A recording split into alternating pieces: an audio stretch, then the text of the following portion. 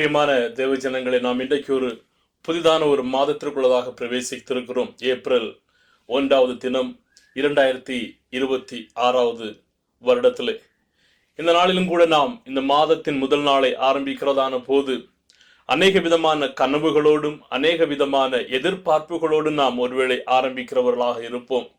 என்று சொன்னால், கடந்த மாதம் ஒருவேளை நாம் நினைத்ததை விடவும் பலவிதமான சோதனைகளையும் வேதனைகளையும் நம்முடைய வாழ்க்கையிலே கொண்டு வந்திருக்கும். ஆனால் இந்த புதிதாக பிறந்திருக்கிறதான இந்த மாதத்திலே நம்முடைய வாழ்க்கையை நாம் தேவனுடைய சமூகத்தில் ஒப்பு கொடுக்கின்றதான போது நமக்கு முன்பதாக வருகிறதான சவால்களையும் நம்முடைய ஜெபங்களுக்கு பதில் இல்லை என்று நாம் சிந்தித்துக் கொண்டிருக்கிறதான சூழ்நிலைகளையும் நம்முடைய பலவீனமான சூழ்நிலைகளையும் வெல்லப்படுத்துகிறதற்கும் விசுவாசத்தினால் நம்மை திடப்படுத்துகிறதற்கும் போதுமான தேவனாக இந்த தேவன் காணப்படுகிறார்.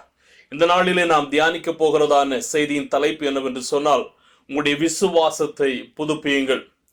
புதுப்பியுங்கள் என்கிறதான தலைப்பிலே நாம் இந்த 2026 வருடம் முழுவதும் இந்த வார்த்தைகளை தியானித்து வருகிறோம். இந்த மாதத்திலே நாம் அதிலே கற்றுக்கொள்ளுகிறது உங்களுடைய விசுவாசத்தை புதுப்பியுங்கள். அதற்கு ஆதாரமாக எபிரேயர் 11வது அதிகாரம் வசனம் 1 படிக்கலாம். விசுவாசமானது நம்பப்படுகிறவைகளின் உறுதியும் காணப்படாதவைகளின் நிச்சயமாய் இருக்கிறது. இந்த அதிகாரம் முழுவதையுமே நாம் பார்க்கிறதான போது விசுவாசத்தை பற்றி இதை படிக்கிறவர்கள் தங்களுக்குள்ளதாகவே ஊக்கத்தை அவர்கள் கண்டுகொள்ளும் வண்ணமாக அநேக விதமான உதாரணங்களை இந்த எழுத்தாளர் இந்த 11வது அதிகாரத்தில் எபிரேயர்ல குறிப்பிடுகிறதை நாம் பார்க்க முடியும். விசுவாசம் என்று சொல்லுகிறது ஏதோ ஒரு உணர்வு கிடையாது. விசுவாசம் என்று சொல்லுகிறது ஏதோ ஒரு சில விதமான சிந்தனைகள், அதாவது நம்முடைய ஆசைகளை நாம் நினைக்கிறது கிடையாது. விசுவாசம் என்று சொல்லுகிறது நம்முடைய இருதயத்தின் ஆழத்தில் இருந்து தேவன் மீது நாம் வைத்திருக்கிறதான அந்த நம்பிக்கையாக நாம் காணப்படுகிறது. அநேக நேரங்களிலே நம்முடைய விசுவாசம் உலர்ந்து போகிறதாக இருக்கும். சோர்வுகள் நம்மை தாக்குகிறதாக இருக்கும். நம்முடைய பல விதத்திலே நம்முடைய விசுவாசத்தை தளர்த்துகிறதற்கும் நம்முடைய ஜெப வாழ்க்கையை உடைக்கிறதற்கும் பலவிதமான சோதனைகள் கடந்து வருகிறதாக இருக்கும். ஆனால் அந்த நிலைகளிலே விசுவாசிகள் அநேக நேரங்களிலே தேவனை விட்டு விலகுகிறதான சூழ்நிலை வருகிறதாக இருக்கும். எனவே இந்த விசுவாசத்தில் புதுப்பிக்கின்றதான போது நாம் நிலைத்து நிற்கிறதற்கு இந்த விசுவாசம் நமக்கு உறுதுணையாக காணப்படுகிறது. இந்த வசனத்திலே 2 விதமான முக்கியமான வார்த்தையை நாம் பார்க்க முடியும். ஒன்று, அது நம்பப்படுகிறவைகளின் உறுதி, காணப்படாதவைகளின் நிச்சயமாக இருக்கிறது. அதாவது நாம் ஏதோ ஒன்றை நாம் விசுவாசிக்கிறோம், ஆனால் அதை நாம் இன்னும் பார்க்கவில்லை. ஆனால் உறுதியாக நாம் நம்புகிறோம், என்னுடைய தேவனுடைய வாழ்க்கையில செய்வார், என்னுடைய தேவன் அவர் ஜீவனோடு இருக்கிறார், அவர் என்னுடைய வாழ்க்கையில குறித்திருக்கிறது ஒருபது தடைப்படாது. அப்படிப்பட்டதான ஒரு உறுதியாக நம்முடைய கிறிஸ்தவ வாழ்க்கையிலே விசுவாசம் காணப்பட வேண்டும். எதற்காக நம்முடைய விசுவாசத்தை நாம் புதுப்பித்துக் கொள்ள வேண்டும் என்று சொன்னால், நம்முடைய விசுவாசம் அநேக நேரங்களிலே பலன் இல்லாததாக காணப்படுகிறது, சந்தேகம் நிறைந்ததாக காணப்படுகிறது, அநேக நேரங்களில் அது செயல்படாத விசுவாசமாக காணப்படுகிறது. எனவே அந்த நிலையிலே நாம் புதுப்பித்துக் கொள்ள வேண்டியது அவசியம். நம்ம எல்லாருடைய வாழ்க்கையிலுமே இந்த மொபைல் போன் வைத்திருப்போம். அந்த மொபைல் போன் நாம் வாங்கும் போது எவ்வளவு சார்ஜ் இருந்ததோ அது தீருகிறது வரையிலும் நாம் அதை பயன்படுத்தி அந்த மொபைல் போனை நாம் தூர எறியவும் மாட்டோம், அந்த விலைக்கு வைக்கவும் மாட்டோம். அதை மறுபடியும் சார்ஜ் போட்டு நாம் அதை பயன்படுத்துவோம்.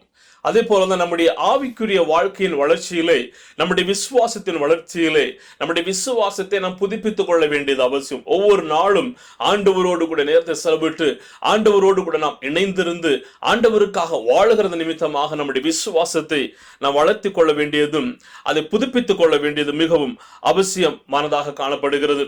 இந்த 11வது அதிகாரத்திலே கீழே வருகிறதான வசனங்களிலே படிக்கிறதான போது நம்முடைய முன்னோர்கள் எப்படிப்பட்டதான விசுவாசத்திலே அவர்கள் நிலைத்திருந்தார்கள், எப்படிப்பட்டதான விசுவாசத்தை அவர்கள் கையாண்டிருந்தார்கள் என்கிறதை வசனம் 3 பார்க்க முடியும். வசனம் 2 சொல்லுகிறது, அவர்களுடைய விசுவாசம் இங்கே சாட்சியிடப்படுகிறதாக இருக்கிறது அப்படி என்று. அதாவது வசனம் 3 பார்க்கும்போது அவருடைய விசுவாசத்தை பாருங்கள். வசனம் 3 சொல்லுகிறது, விசுவாசத்தினால் உலகங்கள் தேவனுடைய வார்த்தையினால் உருவாக்கப்பட்டிருக்கிறது. வசனம் 4, விசுவாசத்தினால் ஆபேல் காயினை விட சிறந்த பலியை தேவனுக்கு கொடுத்தான். வசனம் 5, விசுவாசத்தினால் ஏனோக்கு மரணத்தை சந்திக்காமல் எடுத்துக்கொள்ளப்பட்டான். வசனம் 7, விசுவாசத்தினால் நோவா இன்னும் காணப்படாதவற்றை பற்றி தேவனால் எச்சரிக்கப்பட்டதான போது தேவ பயத்தோடு தன் குடும்பத்தை ரட்சிக்கிறதற்கு ஒரு பேழையை உண்டு பண்ணினவனாக இருந்தான். விசுவாசத்தினால் ஆபிரகாம் அழைக்கப்பட்ட போது தான் எங்கு செல்லுகிறோம் என்று தெரியாத இடத்திற்கு தேவனுடைய கட்டளைக்கு கீழ்ப்படிந்து அவர் கடந்து சென்றவனாக இருந்தார். வசனம் 11, விசுவாசத்தினால் சாராள் வயதானவளாய் இருந்ததான போதும் அவளுக்கு பிள்ளை பெறுகிறதான சக்தியை அவள் பெற்றவளாக இருந்தாள். வசனம் 20, விசுவாசத்தினால் ஈசாக்கு வருங்காலத்தை பற்றி யாக்கோபுக்கும் ஏசாவையும் அவர் ஆசீர்வதித்தார். வசனம் 21, விசுவாசத்தினால் யாக்கோபு மரிக்கின்றதான சமயத்திலே யோசேப்பின் மகன்களில் ஒவ்வொருவரையும் அவர் ஆசீர்வதித்தவராக இருந்தார். வசனம் 24, விசுவாசத்தினால் மோசே பெரியவனான போது பார்வோனின் மகளின் மகனாக அவன் அழைக்கப்படுவதை மறுத்தவராக காணப்பட்டார். இந்த முன்னோர்கள் அவர்கள் தங்களுடைய வாழ்க்கையில அநேக நேரங்களிலே விசுவாசத்தில் அவர்கள் பூர்ணப்பட்டவர்களாக இல்லை. அநேக நேரங்களில் அவர்கள் தடுமாறி விழுந்தார்கள். ஆனால் மீண்டும் எழுந்து இந்த தேவனுக்காக தங்களுடைய விசுவாசத்தை வைராக்கியமாக காத்து ஓடினவர்களாக இருந்தார்கள். எனவே அந்த நாட்களிலே தேவன் அவர்களுடைய வாழ்க்கையிலே உண்மையுள்ளவராக இருந்தாரே என்று சொன்னால், இன்னைக்கு நம்முடைய வாழ்க்கையிலும் நம்முடைய விசுவாசத்தையும் இந்த தேவன் கனம்படுத்துகிற தேவனாக இருக்கிறார். உங்கள் விசுவாசம் பலவீனமாக உணரும் போது தேவன் ஏற்கனவே செய்திருக்கிற காரியங்களை நினைவு கூறுங்கள், வேதாகமத்திலும் உங்கள் சொந்த வாழ்க்கையிலும். எனவே தேவன் செய்தான காரியங்களை நாம் நினைவு கொள்ள வேண்டும். ஒரு 2 உதாரணத்தை நான் உங்கள் மத்தியில் சொல்ல விரும்புகிறேன். ரோமர் 4:20 பார்க்கும்போது தேவனுடைய வாக்குத்தத்தத்தை குறித்து அவன், அது யார் என்று சொன்னால் ஆபிரகாம், அவிசுவாசமாய் சந்தேகப்படாமல் தேவன் வாக்குத்தத்தம் பண்ணினதை நிறைவேற்ற வல்லவராய் இருக்கிறார் என்று முழு நிச்சயமாய் நம்பி தேவனை மகிமைப்படுத்தி விசுவாசத்திலே வல்லவனானான். அவருடைய விசுவாசத்தை சீர்குலைக்கிறதற்கு பலவிதமான சோதனைகளை தேவன் ஏற்படுத்துகிறார். ஆனா அந்த நிலையிலும் தன்னுடைய விசுவாசத்தை அவன் புதுப்பித்து தேவனுக்காக அவன் ஓடுகிறதான ஒரு மனிதராக இருந்தார். இன்னொரு உதாரணத்தை புதிய பாடலை பாருங்கள். மார்க் 5வது அதிகாரம் வசனம் 25-34 வரையிலும் ஒரு உதிரப்போக்குள்ளதான ஒரு ஸ்திரீ, அவர்கள் 12 வருடமாக இந்த உதிரப்போக்கினால், இரத்த போக்கினால் அவர்கள் பாதிக்கப்பட்டிருக்கிறார்கள். அவர்களுக்கு விசுவாசம் இருக்கிறது. இப்போது அவர்கள் புதுப்பித்ததான விசுவாசம் எப்படி என்று சொன்னால், இயேசுவின் வஸ்திரத்தின் ஓரத்தை தொட்டாலாகிலும் எனக்கு சுகம் கிடைக்கும் அப்படி என்று சொல்லி இயேசுவின் வஸ்திரத்தை தொடுகிறதற்காக வருகிறாள். அந்த கூட்ட நெரிச்சலிலும் இயேசுவின் வஸ்திரத்தை தொட்டு அவர்கள் சுகத்தை பெற்றுக் கொள்ளுகிறார்கள். அதுதான் ஒரு புதிதாக்கப்பட்டதான விசுவாசத்தினுடையதான செயல்பாடாக காணப்படுகிறது. இன்னைக்கு நம்முடைய வாழ்க்கையிலே நாம் ஏன் நம்முடைய விசுவாசத்தை புதுப்பித்துக் கொள்ள வேண்டும்? அதே 11வது அதிகாரம் கீழே வருகிறதான போது 6வது வசனம் சொல்லுகிறது பாருங்கள். விசுவாசம் இல்லாமல் தேவனுக்கு பிரியமாய் இருப்பது கூடாத காரியம். ஏனென்றால் தேவனிடத்தில் சேருகிறவன் எவனும் அவர் உண்டென்றும் அவர் தம்மை தேடுகிறவர்களுக்கு பலன் அளிக்கிறார் என்றும் விசுவாசிக்க வேண்டும். ஒரே ஒரு காரியம், விசுவாசம் இல்லாமல் நாம் தேவனுக்கு பிரியமாக இருக்க முடியாது. விசுவாசம் இல்லாமல் தேவனிடத்திலிருந்து நாம் எதையுமே எதிர்பார்க்க முடியாது. விசுவாசம் இல்லாமல் நாம் தேவனுடைய பிள்ளைகள் என்று சொல்லுகிறதற்கு கூட ஒரு தகுதி இல்லாத ஒரு சூழ்நிலை இருக்கும். எனவே நாம் விசுவாசத்தை நாம் புதுப்பித்துக் கொள்ள வேண்டியது அவசியம். எப்படி இந்த விசுவாசத்தை புதுப்பித்துக் கொள்ள வேண்டும்? ஒரு நடைமுறைக்கான காரணிகள் தான். ஒன்று, தேவனுடைய வார்த்தையிலே நாம் திரும்பி வர வேண்டியது அவசியம். சங்கீதம் 119:105 சொல்லுகிறது. இரண்டாவதாக, நம்முடைய விசுவாசத்தை இன்னும் பெருக்கிக் கொள்ள வேண்டியது அவசியம், இன்னும் உயர்த்தி கொள்ள வேண்டியது அவசியம்.